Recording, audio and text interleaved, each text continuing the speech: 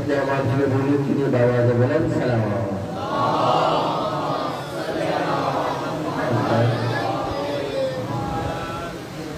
أما بعد فقد قال الإمام الصادق عليه الصلاة والسلام السلام عليك يا وارث آدم صفة الله السلام عليك يا وارث نوح نبي الله السلام عليك يا وارث إبراهيم خليل الله السلام عليك يا وارث موسى كليم الله تقول محمد وعلى محمد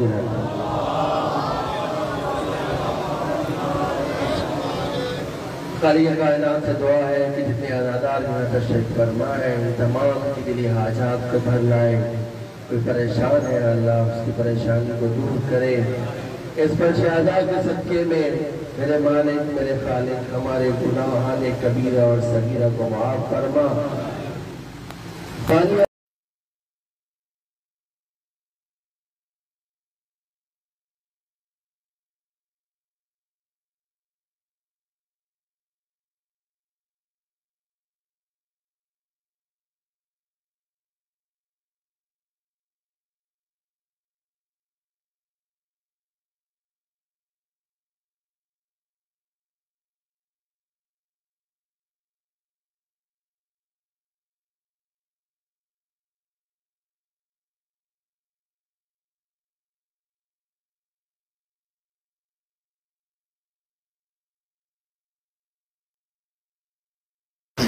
سید شہداء کے ساتھ منسوخ کیا گیا لیکن علماء کہتے ہیں یہ کسی شاعر کا شعر ہے لیکن اس نے عقیدے کی بہت خوبصورت ڈیفینیشن کی بہت خوبصورت تعریف کی لیکن ساتھ ہی زندگی کا بتایا ہے کہ زندہ کہتے کسے ہیں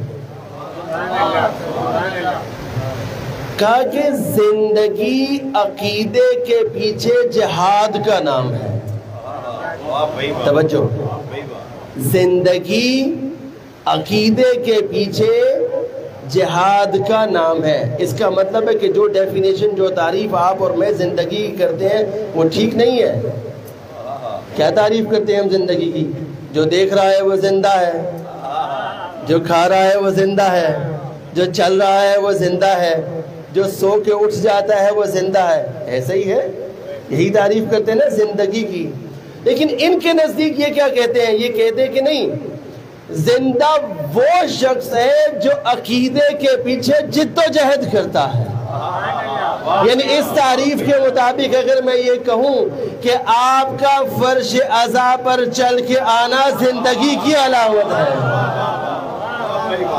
آپ کا یہ فرش عزا سجانا یہ کالے کپڑے پہننا یہ باہر سبیلے لگانا باہر گارڈز کا کھڑے ہونا یہ زندگی کی علامت ہے توجہ ہے بعض لوگ گھبرا گئے ہیں اگر یہ زندگی کی علامت ہے تو وہ لوگ جو فرش عزا سے اس لیے دور رہتے کہ وہ محتاط ہے تو بتائیے زندگی کی علامت ہے یا مردگی کی علامت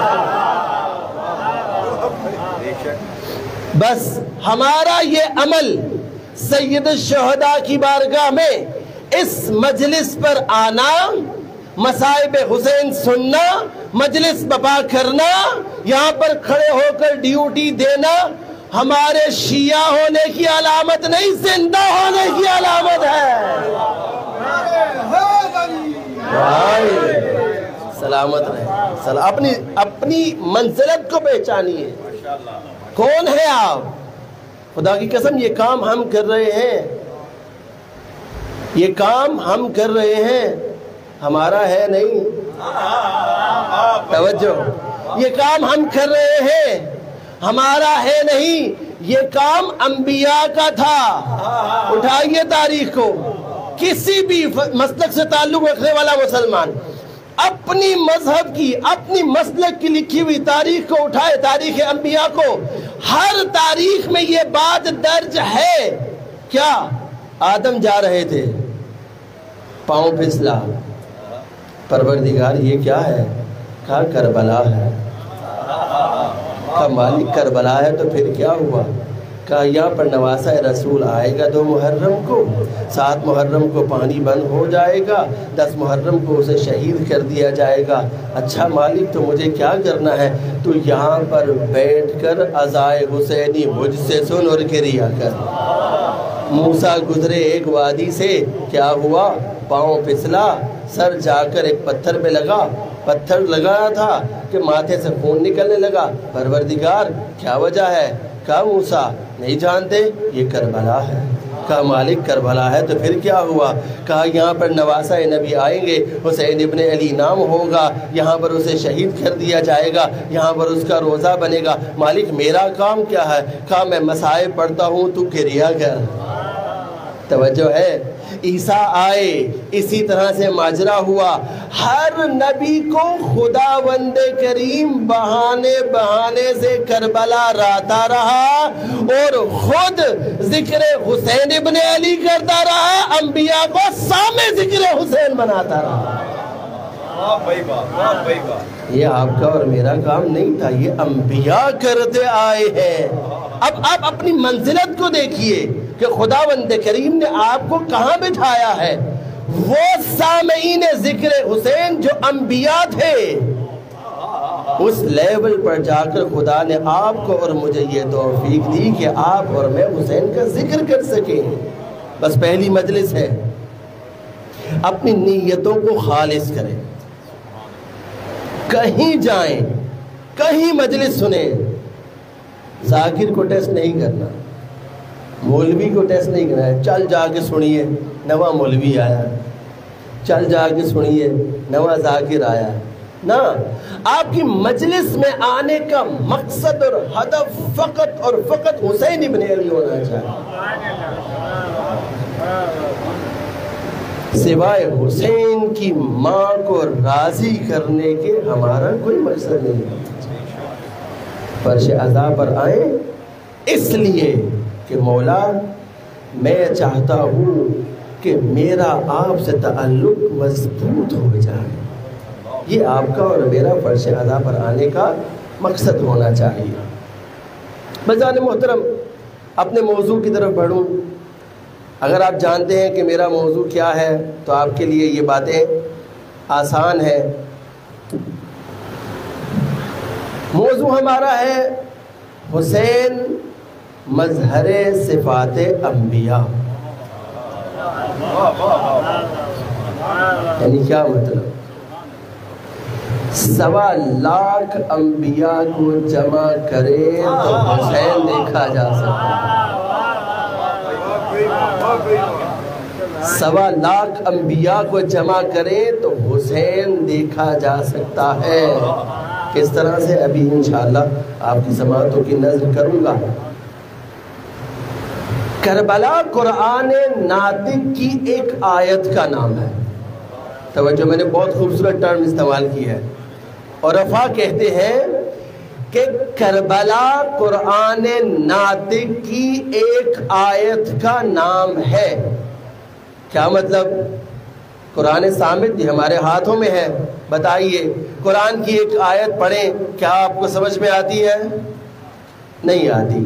آپ کہتے ہیں کہ ہمیں اس کی تفسیر بتلائی جائے، یعنی آیت محتاج تفسیر ہوا کرتی ہے۔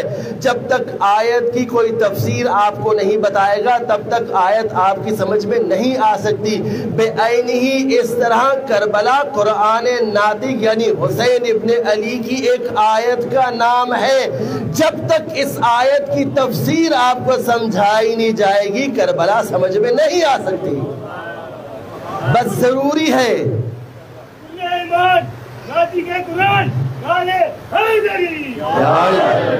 بس ضروری ہے کہ کربلا کو سمجھیں، واجب ہے کہ کربلا کو سمجھا جائے، کربلا کی تفسیر کی جائے، کربلا کی تفسیر کو بیان کیا جائے۔ کیوں ضروری ہے کہ کربلا کی تفسیر کو بیان کیا جائے؟ اس لیے کہ معاشرے کے اندر اس وقت کربلا کی جتنی تفاسیر رائج ہے انہوں نے کربلا کو سمجھنے میں مدد نہیں کی بلکہ کربلا کی روح کو مجروح کیا ہے۔ کس طرح سے مجروح کیا؟ وہ تمام تفاسیر اس وقت جو ہمارے ممبروں پہ حتی رائج ہے وہ کربلا کی اصلی تفسیر نہیں ہے، اور نہ ہی وہ کربلا کی اصلی تصویر ہو سکتی ہے۔ کیوں نہیں ہو سکتی؟ ابھی وجہ بتاؤں گا، لیکن آپ کی سماعتوں کی نظر کرنے لگا ہوں۔ وہ چند تفاسیر جو اس وقت معاشرے کے اندر رائج ہے اور ہمارا جوان سمجھتا ہے کہ کربلا کی صحیح تفسیر یہی ہے۔ پہلی تفسیر جو کربلا کی ہمارے ہاں رائج ہے، کیا کربلا کیوں واقعہ ہوئی، کیوں رونما ہوئی؟ جب بھی کوئی واقعہ ہوتا ہے تو سوال کیا جاتا ہے کیوں، کب، کیسے اور کس لیے۔ کیوں، کب، کیسے اور کس لیے، مقصد کیا تھا؟ کیوں نہ یہ صحیح بتایا جاتا ہے، کس لیے نہ یہ صحیح بتایا جاتا ہے۔ صرف یہ بتایا جاتا ہے کہ کربلا 10 محرم کو رونما ہوئی، کس لیے اور کیوں اس کا جواب غلط دیا جاتا ہے۔ ایک تفسیر جو ہمارے ہاں رائج ہے وہ یہ ہے کہ صاحب یزید نے امام حسین سے تقاضائے بیعت کیا۔ جاگ کے سنیے گا، صرف تھوڑا سا آپ کو بور کروں گا، لیکن موضوع کی تمہید آج مجھے باندھنی ہے۔ آپ لوگ ساتھ دیں گے تو میں ذرا اچھے سے آپ کو یہ تمہید پہنچا پاؤں گا۔ کہا کہ امام حسین علیہ السلام سے تقاضائے بیعت کیا گیا، امام نے انکار کیا، بیعت نہیں کی، اس لیے امام حسین کو کربلا میں شہید کر دیا گیا۔ سنتے ہیں، یہ تفسیر رائج ہے۔ تفاسیر میں آپ کو بتاتا جاؤں گا، دیکھیے گا کہ آپ کے ذہن میں کون سی والی تفسیر ہے، اور ان کا رد بھی پیش کر رہا ہوں۔ یہ تفسیر کیوں غلط ہے، کس طرح سے یہ تفسیر غلط ہے؟ یعنی اس تفسیر کے مطابق یہ بات طے پاتی ہے کہ اگر یزید تقاضائے بیعت نہ کرتا تو حسین ابن علی قیام نہ کرتے۔ اگر یزید تقاضائے بیعت نہ کرتا تو حسین ابن علی قیام نہ کرتے۔ مجھے بتائیے، آپ کسی ایسے حسین کو مانتے اور جانتے ہیں جو بیٹھ کے اسلام کو لٹتا دیکھتا رہتا؟ ایسا تو سوال ہی پیدا نہیں ہوتا۔ ہم تو اس حسین کو مانتے ہیں کہ جو اس علی کا بیٹا ہے جو زمین سے زیادہ آسمان کی خبریں رکھتا ہے۔ تو یہ کیسے ممکن ہے؟ اچھا، یہ جو تفسیر کی گئی کہ حسین ابن علی سے تقاضائے بیعت ہوا، اس تفسیر کرنے والے نے یہ نہیں پڑھا کہ حسین سے تقاضائے بیعت کب کیا گیا۔ اگر پڑھ لیتا شاید یہ تفسیر نہ کرتا۔ ایک اور ہمارے ہاں تفسیر رائج بڑی مشہور ہے، ہمارے ممبروں سے بیان کی جاتی ہے۔ کیا کہا؟ حسین ابن علی کو کوفہ والوں نے خط لکھے، کم از کم تعداد 12,000، زیادہ سے زیادہ تعداد 20,000۔ بتائیے، کیا کوفہ والے کوفہ کے حالات حسین ابن علی سے زیادہ بہتر جانتے تھے؟ کوفہ والے کوفہ کے حالات حسین ابن علی سے زیادہ بہتر جانتے تھے؟ سوال ہی پیدا نہیں ہوتا۔ وہ کون سا امام ہوا کہ وہ امام ہے اور اس کا چاہنے والا اس کو بتا رہا ہے کہ تیرا کار امامت کیا ہے؟ ہم ایسے امام کو نہیں مانتے۔ اس لیے کربلا کی یہ دوسری تفسیر بھی غلط ہے۔ تیسری تفسیر بڑی عجیب تفسیر ہے۔ یہ دو تفسیریں ہمارے ممبروں پر رائج ہیں، دونوں ہی غلط ہیں۔ تیسری تفسیر ہمارے یہاں رائج نہیں ہے، لیکن امت مسلمہ کے ہاں رائج ہے۔ تیسری تفسیر کیا ہے؟ کہا یہ دو خاندانوں کی جنگ تھی، یہ دو خاندانوں کی جنگ تھی، بنو ہاشم اور بنو امیہ۔ جب بنو امیہ کے پوتے نے بنو ہاشم کے پوتے کو پا لیا تو اس نے اس کا کام تمام کر دیا، لہذا یہ ان کی آپس کی جنگ تھی، ان میں منافرت رہتی تھی۔ یہ دو خاندانوں کی جنگ ہے، اسے آپ حق اور باطل کی جنگ نہ کہیں۔ کیا یہ تفسیر صحیح ہے؟ غلط کیوں؟ غلط کیوں ہے؟ کیا حسین ابن علی نے کہیں پر رک کر یہ بات کہی کہ میں بنو ہاشم سے ہوں اور میں ٹھیک ہوں اور یہ بنو امیہ سے ہے اور یہ غلط ہے؟ حسین ابن علی نے کہیں پر یہ بات نہیں کی. کسی جگہ پر کسی خطبے میں حسین نے یہ نہیں کہا کہ میں بنو ہاشم سے ہوں اور یہ بنو امیہ سے اس لیے غلط ہے. ہاں ایک جملہ ضرور بولا. کیا کہا؟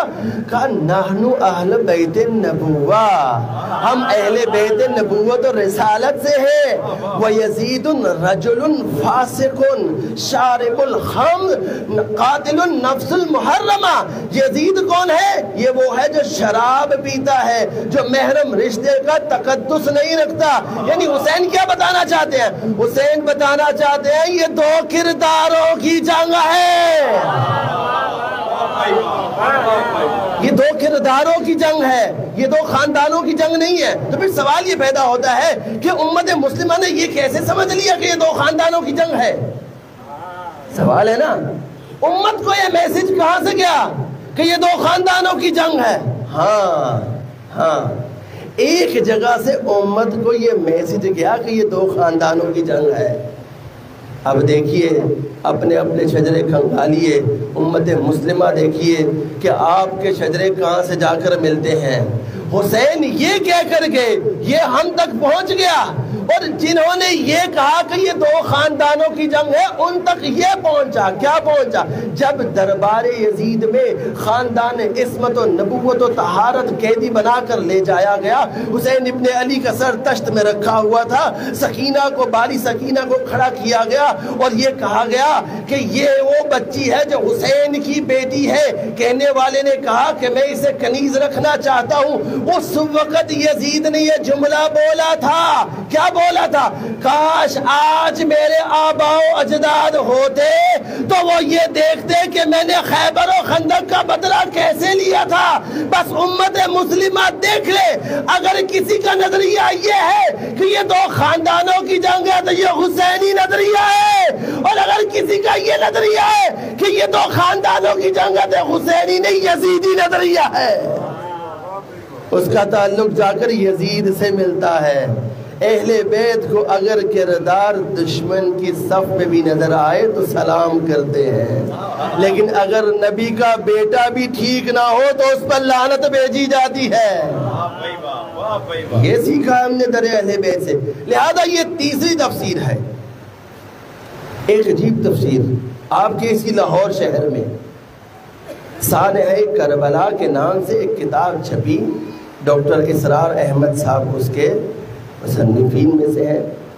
جمعے کے خطبوں میں انہوں نے سانحہ کربلا محرم میں بیان کیا.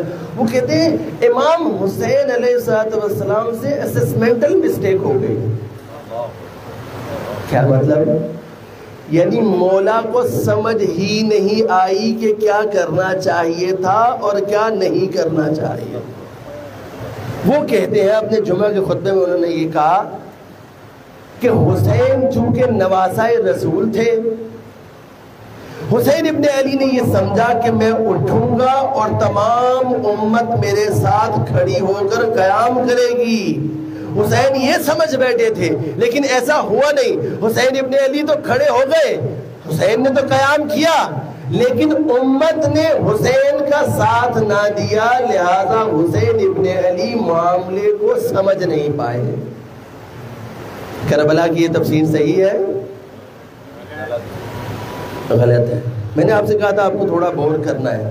ایک کربلا کی تفسیر اور بیان کی جاتی ہے، وہ بھی ہمارے ممبر سے ہوتی ہے. کہ صاحب تقدیر کھینچ کے حسین ابن علی کو کربلا میں لے آئی، مقدر کھینچ کر حسین ابن علی کو کربلا میں لے آئے. ایک تفسیر یہ کی گئی کہ حسین کو شوق شہادت ہی بہت تھا، لہذا حسین ابن علی نے کربلا کا رخ کیا. حسین شہید ہونا چاہتے تھے.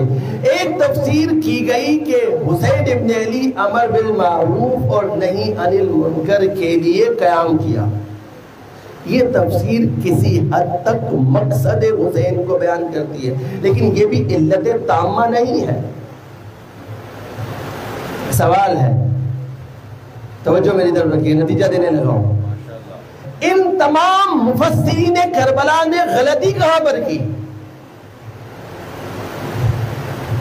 انہیں حسین ابن علی سمجھ میں کیوں نہیں آیا؟ مفسرین نے کربلا کو دیکھا، پڑھا، سمجھا، اور جو تفسیر ہمیں بتائی وہ غلط ہے۔ غلط کیوں ہے؟ غلطی کہاں ہوئی؟ ہاں سنیے، غلطی کہاں پر ہوئی؟ ان مفسرین کربلا نے حسین ابن علی کو دیکھا ہے 3 شعبان المعظم سے لے کر 10 ہجری، معذرت کے ساتھ 10 محرم 61 ہجری تک۔ ان مفسرین نے حسین ابن علی کو سمجھنے کی کوشش کی 3 شعبان المعظم سے لے کر جس دن حسین اس دنیا میں آئے اور جس دن حسین اس دنیا سے رخصت ہو گئے 10 محرم 61 ہجری تک۔ یہ ان کی غلطی تھی۔ ان کی غلطی یہ کیوں تھی؟ اس لیے کہ حسین ابن علی کو سمجھنے کے لیے آپ کے اور میرے 7ویں مولا، 6 مولا یہ کہہ رہے ہیں اگر تم سمجھنا چاہتے ہو کہ حسین ابن علی کون ہے تو آؤ میں تمہیں بتاتا ہوں۔ کر رہے ہیں حسین کو سلام، اصل میں آپ کا اور میرا زاویہ نظر درست کر رہے ہیں۔ السلام علیکہ یا وارث آدم صفت اللہ، السلام علیکہ یا وارث نوح نبی اللہ، السلام علیکہ یا وارث موسیٰ روح اللہ، السلام علیکہ یا عیسیٰ روح اللہ۔ مولا آپ تو سلام کر رہے ہیں حسین کو، نام آدم کا لیتے ہیں، نام ابراہیم کا لیتے ہیں، نام عیسیٰ کا لیتے ہیں۔ مولا بتانا چاہتے ہیں حسین کو سمجھنا ہے تو تاریخ کے حازمے میں اتنی گنجائش نہیں کہ حسین اس میں سما سکے۔ تاریخ کے حازمے میں اتنی گنجائش نہیں ہے کہ حسین اس میں سما سکے۔ اگر حسین کو سمجھنا چاہتے ہو آؤ آدم کو پڑھو، آؤ عیسیٰ کو پڑھو، آؤ ابراہیم کو پڑھو، آؤ یونس کو پڑھو، تمہیں پتا چلے گا قرآن میں بات خدا ابراہیم کی کرتا سنانا حسین چاہتا ہے، قرآن میں خدا بات عیسیٰ کی کرتا ہے سنانا حسین چاہتا ہے، قرآن میں بات خدا اس آدم کی کرتا ہے اور سنانا حسین چاہتا ہے۔ وجہ کیا ہے؟ مولا آپ ہی بتا دیجئے۔ مولا کہتے ہیں جاؤ اٹھا کے قرآن میں انبیاء کے قصے پڑھو، تمہیں پتا چلے گا خداوند کریم نے ابراہیم سے ایک وقت تک کام لیا، اس کام کی تکمیل نہیں ہونے دی۔ توجہ میری طرف، تھک کے نہ سنیے گا۔ آدم سے ایک کام لیا، نبوت عطا کی، لیکن وہ کام اس سے مکمل نہیں ہونے دیا۔ بنتا تھا نا، آدم کو 2 بیٹے دی ہے، اب اللہ نے اپنا نبی بھیجا ہے تو اس کی اولاد بھی آئیڈیل بنا کر بتاتا نا۔ پتا چلا خدا یہ کام کسی اور سے لینا چاہتا ہے۔ نوح کو اللہ پاک نے حکم دیا جا کر کشتی بنا دی، نوح کو لکڑی کا سفینہ دے دیا، لیکن حسین کی ذات کو سفینہ النجات بنا دیا۔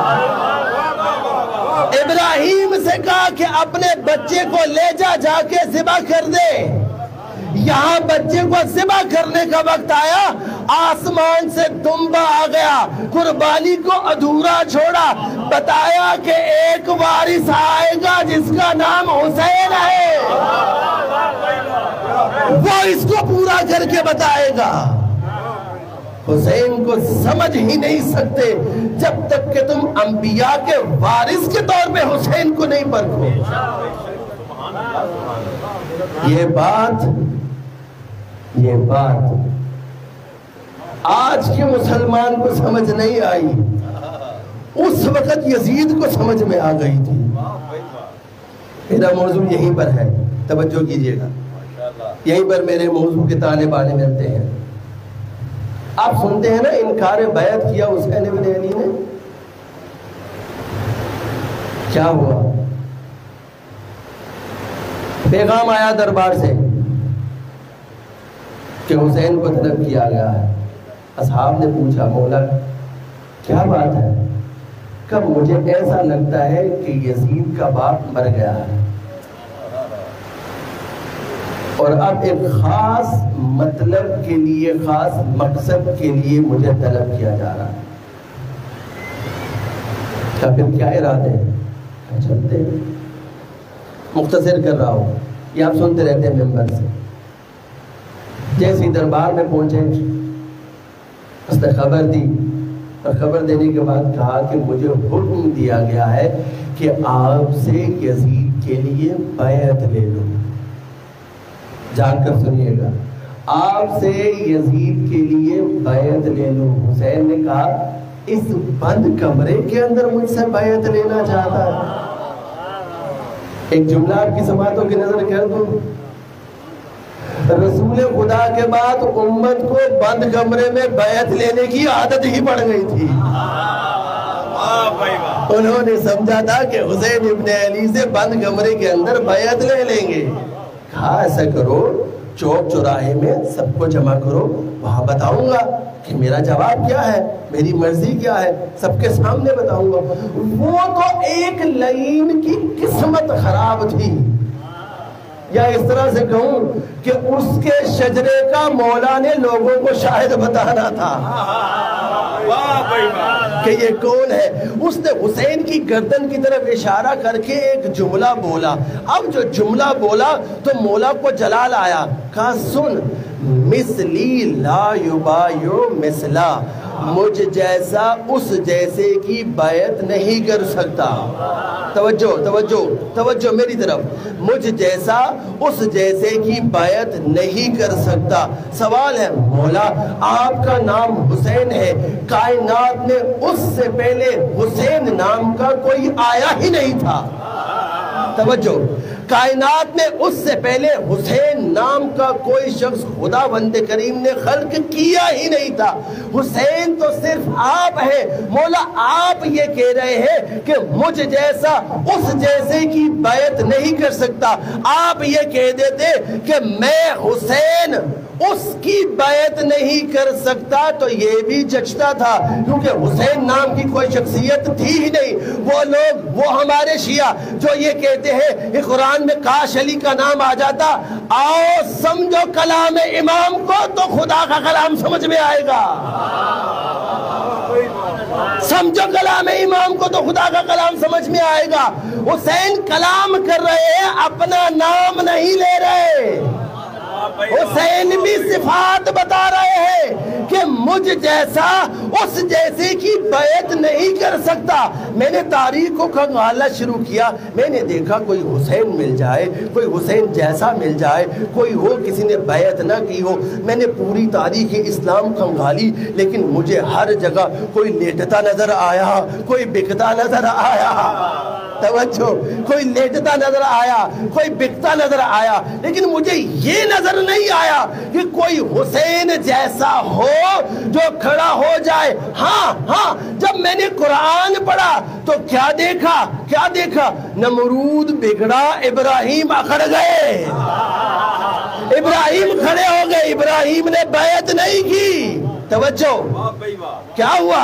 ابراہیم نے بیعت نہیں کی، اسماعیل نے بیعت نہیں کی، یونس نے بیعت نہیں کی. پتا چلا محمد مصطفیٰ نے بیعت نہیں کی، علی مرتضیٰ نے بیعت نہیں کی. اب پتا چلا حسین جیسے پہلے 1.25 لاکھ گزر چکے تھے.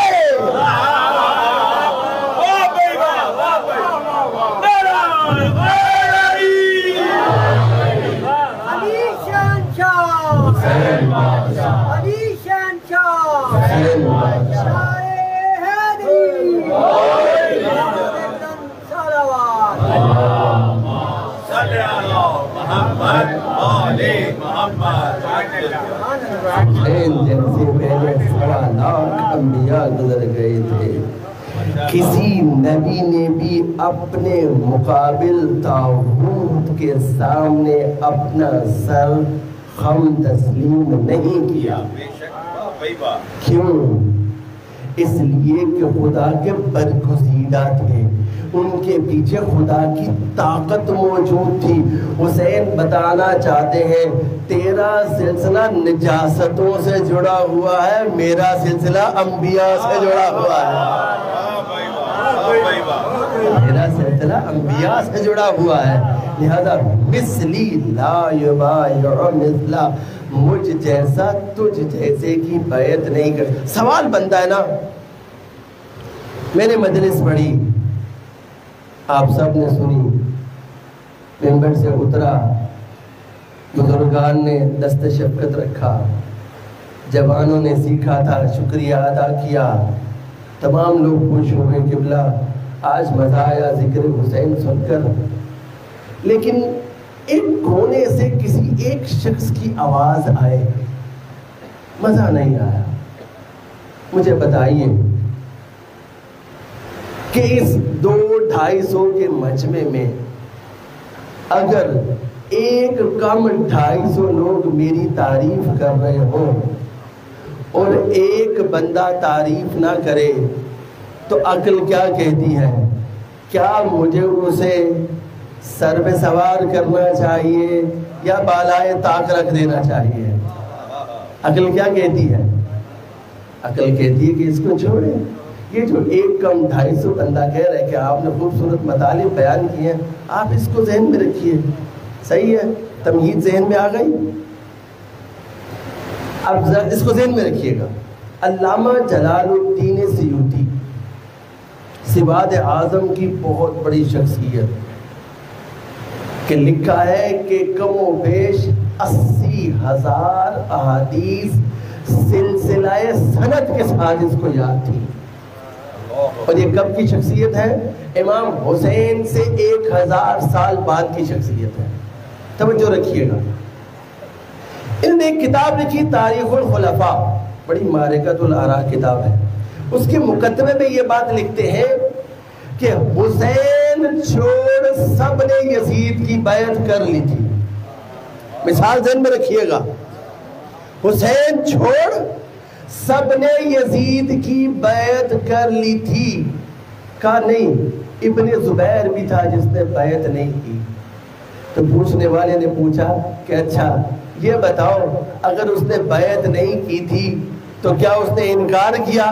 کہا نہیں، اس نے فرار اختیار کیا۔ کہا پھر مان لو کہ اکیلے زہرا کے لال میں یہ جرت تھی کہ وہ انکار بیعت کر سکے۔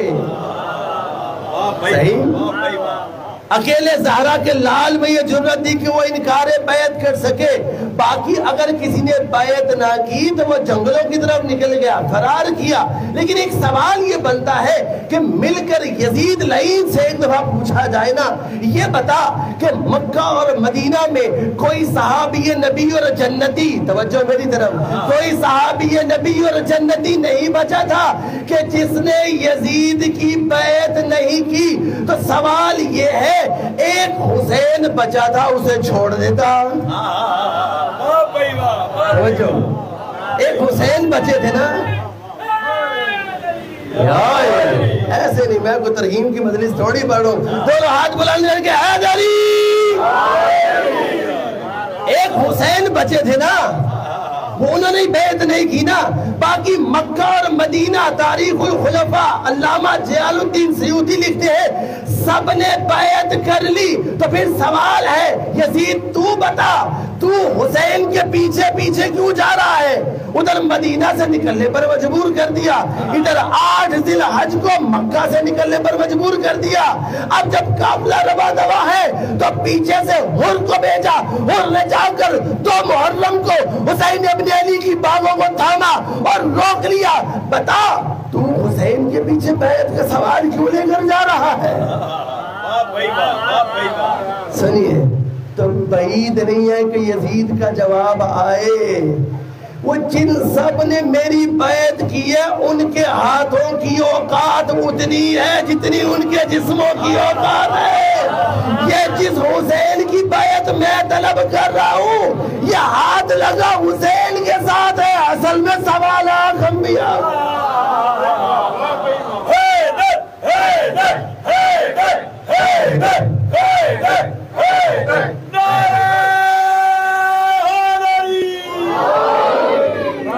سلام، یہ ہاتھ لگا حسین کے ساتھ ہے، 1.25 لاکھ انبیاء کا ہاتھ ہے۔ اسے بھی پتا ہے کہ اگر حسین نے بیعت کر لی تو 1.25 لاکھ انبیاء نے میری بیعت کر۔ حسین کے انکار کو معمولی نہ سمجھے۔ اس لیے جب کبھی زندگی میں حق و باطل کی بات ہو تو شیعہ کا کام ہے ڈٹ جائے حسین کے انکار کی طرف. یہ سنت حسین ابن علی ہے. پھر یہ نہ دیکھو کہ مد مقابل کتنے ظالم اور جابر ہے. پھر یاد رکھو حق کے پیچھے انبیاء اور خدا کا ہاتھ موجود ہے. لہذا حسین کا چاہنے والا، حسین کا ماننے والا کسی بھی صورت میں بزدل نہیں ہو سکتا، کسی بھی صورت میں نکما نہیں ہو سکتا. یہ ممکن ہی نہیں ہے کہ حسین کا ماننے والا ہو اور شجاع نہ ہو. بس زیادہ محترم ایک نقطہ اور آپ کی زحمتوں کا تمام. انشاءاللہ العزیز آئندہ آنے والے دنوں میں ہم ایک ایک نبی کا تذکرہ کر کے بتائیں گے کہ کس طرح سے خداوند کریم نے ان انبیاء کا کام روک کر سارے کے سارے کاموں کو حسین ابن علی کے لیے رکھ دیا.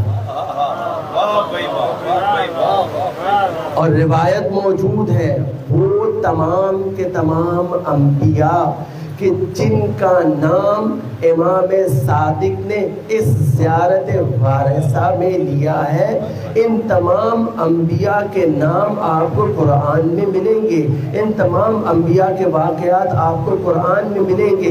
اور جب انسان قرآن کا مطالعہ کرنے لگتا ہے تو پہلی دفعہ قرآن سمجھ میں نہیں آتا، دوسری دفعہ مطالعہ کرتا ہے سمجھ میں نہیں آتا، تیسری دفعہ مطالعہ کرتا ہے سمجھ میں نہیں آتا. اور اگر اس کا تعلق در اہل بیت سے نہ ہو تو پھر تو قرآن ویسے ہی سمجھ میں نہیں آتا، پھر تو اس کے بس کی بات ہی نہیں ہے. میں نہیں کہہ رہا، یہ میں نہیں کہہ رہا. انشاءاللہ آئندہ آنے والے دنوں میں آپ کو سناؤں گا کہ خطیب نو کے سنا حسین ابن علی نے قرآن کے بارے میں جو ارشادات دیے ہیں سن کے عقل دھنگ رہ جائے گی. اور آپ کو پتا چلے گا کہ کس طرح سے ہم شیعہ طلاب ہیں اپنے امام کے. کیوں؟ کیونکہ ہم نے قرآن کو در اہل بیت سے لیا ہے. لہذا اگر کوشش کریں، چونکہ میں ایک معلم بھی ہوں، مدرس بھی ہوں، تو ہوم ورک بھی دیتا ہوں. کوشش ہوتی ہے کہ میرا مجمع سن سن کے سنی نہ بنے بلکہ پڑھ پڑھ کے شیعہ بن جائے. لہذا کوشش کریں. کل ہم حضرت آدم کا ذکر کریں گے. اب حضرت آدم کو قرآن سے پڑھ کر آئیے. سب جانتے ہیں سورہ بقرہ کے اندر تذکرہ موجود ہے، ان آیات کا مطالعہ کر کے آئیں. کوشش کریں آیات کی تفسیر کو پڑھ کے آئیں. ہاں، اگر آپ کے اذہان عالیہ میں کوئی سوال آتا ہے، اصغر بھائی موجود ہیں، ریٹن لکھ کر دیں سوالات کے جوابات. جتنا مجھے معلوم ہے دوں گا، جو نہیں معلوم اپنے اساتید سے پوچھ کے آپ کی سماعتوں کی نظر کروں گا. یہ اس لیے کہ یہاں پر آ کے آپ نے صرف موعظہ نہیں سننا، بلکہ یہاں پر آ کر آپ نے اپنے اذہان کو بدلنا ہے. ہمارا نعرہ ہے ہر مجلس کے باہر یہ لکھا ہونا چاہیے. کراچی میں یہ رواج پیدا ہو گیا ہے، ہر مجلس کے باہر ایک بینر ضرور لگا ہونا چاہیے کہ ہم آنے والے ہر حر کو مجلس حسین میں خوش آمدید کہتے ہیں. کیوں؟ اس لیے کہ جو حر بننا چاہتا ہے وہ مجلس حسین میں آئے. ہم ان لوگوں کی سیرت پہ نہیں چلتے جن کی مسجدوں کے باہر لکھا ہوتا ہے یہاں کوئی شیعہ نہ آئے. ہم حسین کے ماننے والے ہیں، ہر حر کو سینے کے ساتھ لگانے کے لیے تیار ہیں.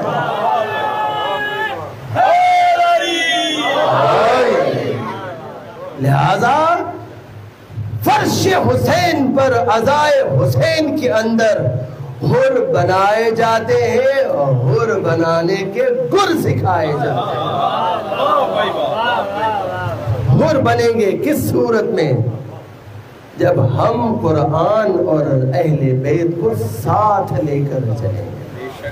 بس عالم محترم، آپ کی زحمتوں کو تمام، آج پہلا دن تھا، میں امید کرتا ہوں کہ آپ لوگ اپنی روایات کو برقرار رکھتے ہوئے پابندی وقت کو ملحوظ خاطر رکھیں گے، اور کل ہم انشاءاللہ بر وقت اپنی مجلس کا ابتدا بھی کریں گے اور اختتام بھی کریں گے۔ درود پڑھیں محمد والے محمد کی ذات۔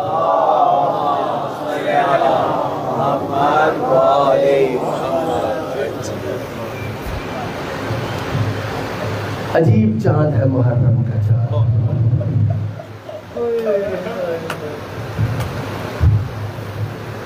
چاند دیکھ کر لوگ خوش ہوتے ہیں، لیکن محرم کا چاند دیکھ کر زہرا جائیاں تڑپ گئی۔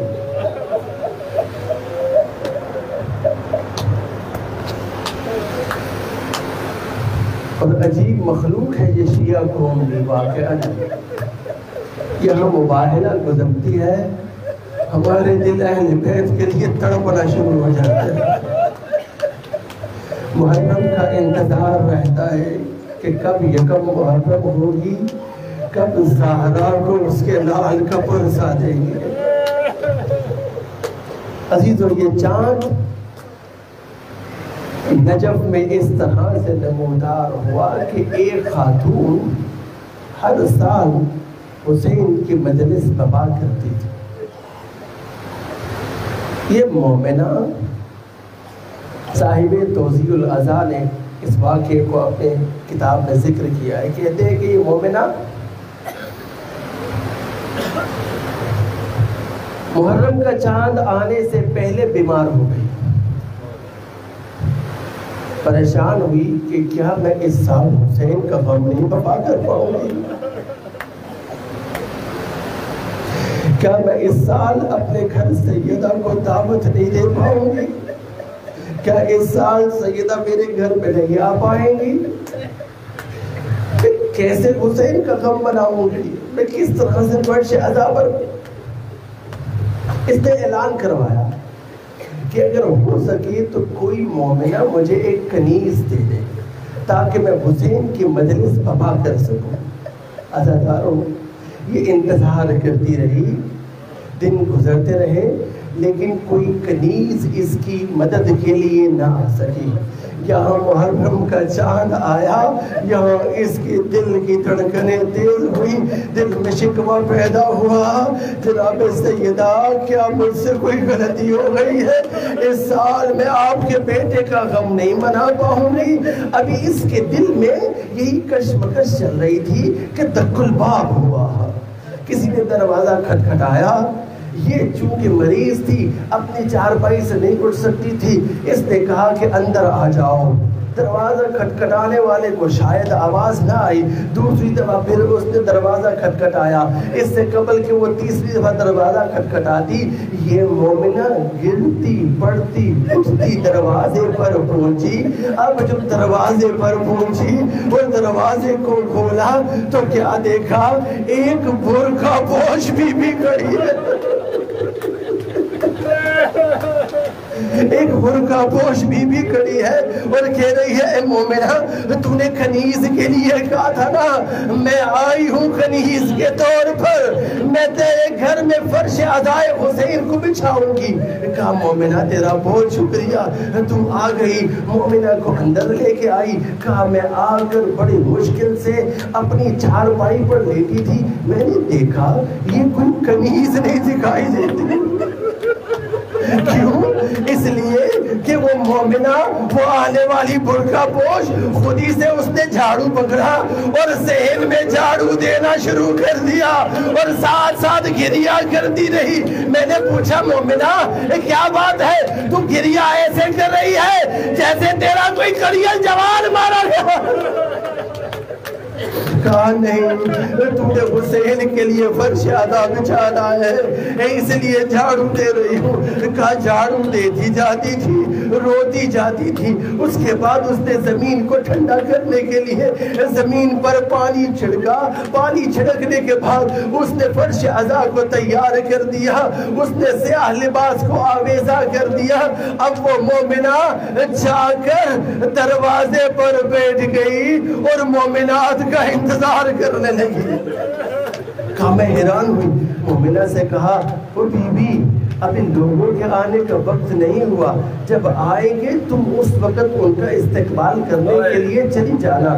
کہا یہ سن کر وہ نقاب پوش بی بی میرے پاس آ کر بیٹھ گئی۔ جب میں نے اسے بتایا کہ اب مومنات کے آنے کا وقت ہو گیا ہے، دوڑ کر دروازے پر گئی، جس مومنہ نے دق الباب کیا تھا اس کے ہاتھ کو چوما، چوم کے کہا کہ تو حسین کے عزا کے لیے آئی ہے۔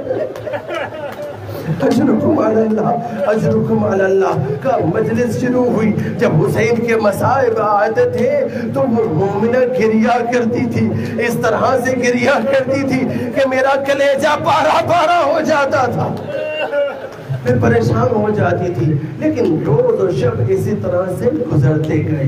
بالآخر 9 محرم آئی۔ 9 محرم کو اس مومنہ نے حسب سابق اپنی ڈیوٹی کو انجام دیا، اور جب مومنات چلی گئیں تو شب عاشور میرے پاس آ گئی، آ کر کہا اے مومنہ تجھے کنیز کی ضرورت تھی نا، میں نے 9 محرم تک تیری خدمت کی ہے، حسین کی مجلس کو بپا کیا ہے، اب تو مجھے اجازت دے دے، اب میرا سفر بڑا طویل ہے، مجھے بہت دور جانا ہے، تو مجھے جانے دے۔ کہا بی بی آپ نے 9 دن خدمت کی ہے، اگر ممکن ہو تو 1 دن اور رک جائے۔ کہا نہیں اب مجھے بڑا دور جانا ہے، میرا سفر بڑا طویل ہے، اب تو مجھے اجازت دے دے تاکہ میں اپنی منزل کی طرف جاؤں۔ کہا اچھا مومنہ تھوڑی دیر کے لیے رک جا۔ کہا مجھے اپنی چارپائی پر بٹھایا، میں نے اس مومنہ کو چارپائی پر بٹھایا، بڑی مشکل سے اٹھی، اندر گئی، ایک ہدیہ اٹھایا اور لا کر اس مومنہ کی خدمت میں پیش کر دیا۔ اس مومنہ نے مجھ سے پوچھا کہ بی بی یہ کیا ہے، یہ تم کیا لے کر آئی ہو؟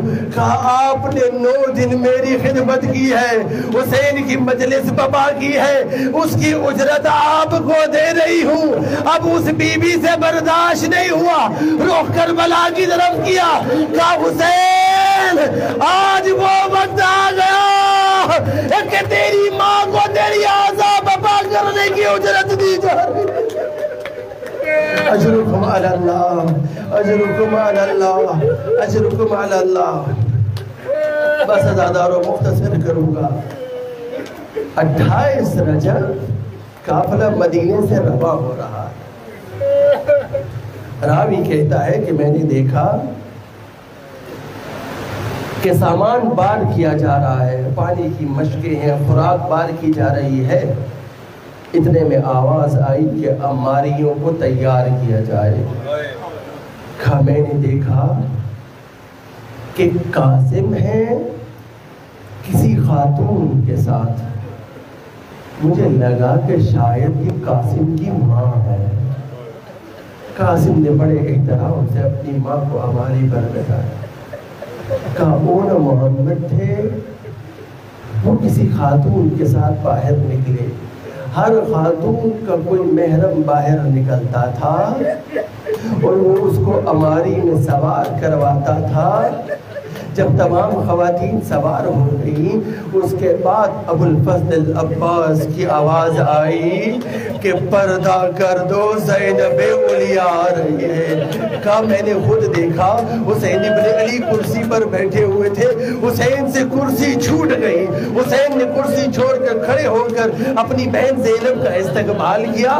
میں نے دیکھا بہن زینب کا استقبال کر کے اس کا ہاتھ پکڑا، اماری کے قریب لے کر آئے۔ جب الماری کے قریب لے کر آئے. سنو کہ عزادارو، حسین ابن علی جھک گئے، اپنا زانو بہن کو پیش کیا تاکہ وہ الماری میں سوار ہو سکے.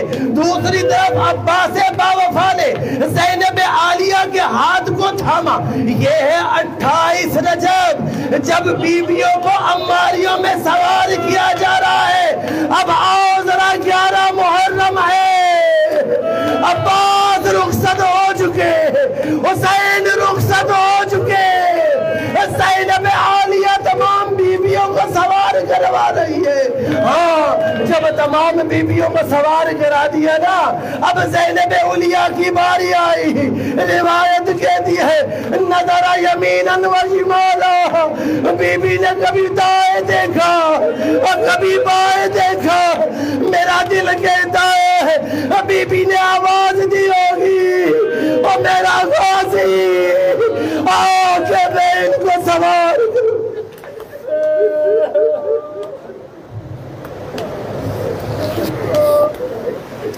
الا ولعنت اللہ علی القوم الظالمین.